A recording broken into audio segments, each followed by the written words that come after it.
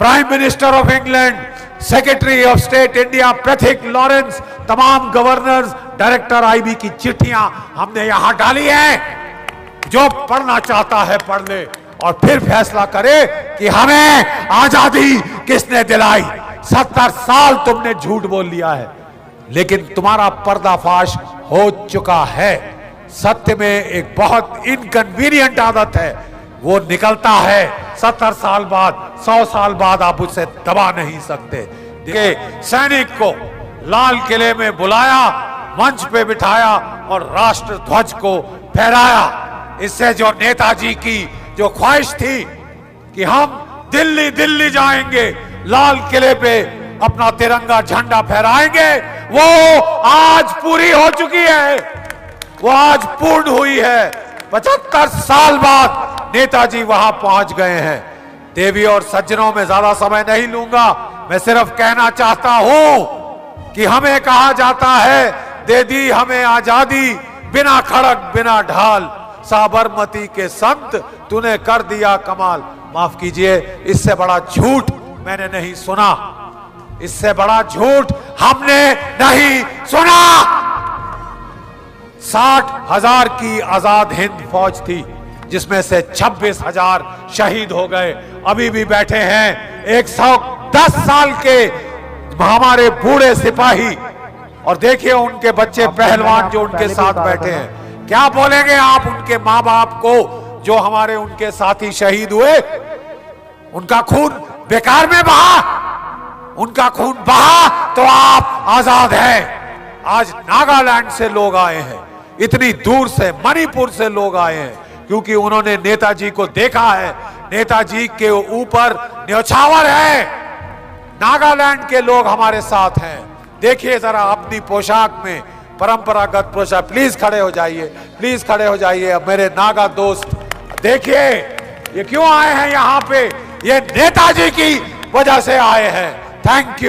Thank you हमारे भाइयों बहनों नागालैंड के, क्योंकि नेताजी वहां पे रुआजो गांव में उन्होंने अपना हेडक्वार्टर बनाया था, और जो वैखो साहब के जो पिताश्री थे, फादर थे, वो उनके दुभाषी नियुक्त हुए थे, एडमिनिस्ट्रेटर नियुक्त हुए थे। उन्होंने आजाद हिंद फौज को इतना भरपूर सहायता दी थी लड़ने के लिए अंग्रेजों के खिलाफ। हमारी आजादी की लड़ाई हमारे नागा भाइयों ने शुरू करी थी। हमारी आजादी की लड़ाई हमारे नागा भाई और बहनों ने शुरू की थी। हमें बोला जाता है हमें अहिंसा से आजादी मिली। हमने रिसर्च करी है और हम चैलेंज करते हैं, ओपन चैलेंज। सारे ये जो लेफ्टिस्ट हिस्टोरियन, कोर्ट हिस्टोरियंस को आपने हमसे डिबेट करनी है, आपने सच जानना है। एक एक अंग्रेजों की चिट्ठी हम यहां ले आए हैं, एक एक चिट्ठी अंग्रेजों की जो साबित करती है। Wavell, viscount Wavell, chief of the army staff, field marshal लॉकिनले, prime minister of England, secretary of state India Pethick Lawrence, तमाम गवर्नर्स, डायरेक्टर आईबी की चिट्ठियां हमने यहां डाली हैं। जो पढ़ना चाहता है पढ़ ले और फिर फैसला करे कि हमें आजादी किसने दिलाई। 70 साल तुमने झूठ बोल लिया है, लेकिन तुम्हारा पर्दाफाश हो चुका है। सत्य में एक बहुत इनकन्वीनियंट आदत है, वो निकलता है 70 साल बाद, 100 साल बाद आप उसे दबा नहीं सकते। देवी और सज्जनों, आज हम नेताजी के सिपाहियों को राजपथ पे लाए हैं, राजपथ पे।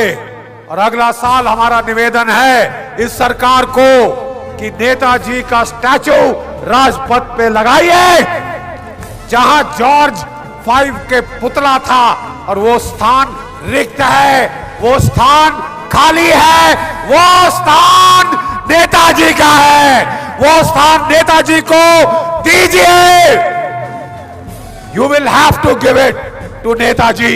It belongs to Netaji. We will see that he gets there.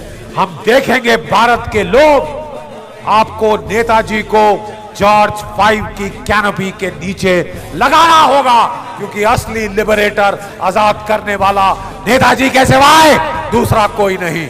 मेरे साथ एक बार जरा खड़े हो जाइए, आखिरी है। और जरा देखें आप में अभी भी कितना जोश बाकी है। खाना मैंने भी नहीं खाया, लेकिन देखते हैं फौजी कितना गरज सकता है भूखे पेट से। मेरे साथ बोलेंगे जय हिंद, जय हिंद। इस्लामाबाद और बीजिंग तक की आवाज जानी है। एक बार फिर जय हिंद, जय हिंद। बहुत बहुत आभार, बहुत बहुत धन्यवाद। धन्य है आपका नेताजी के भक्त जो आज यहाँ आए। Thank you.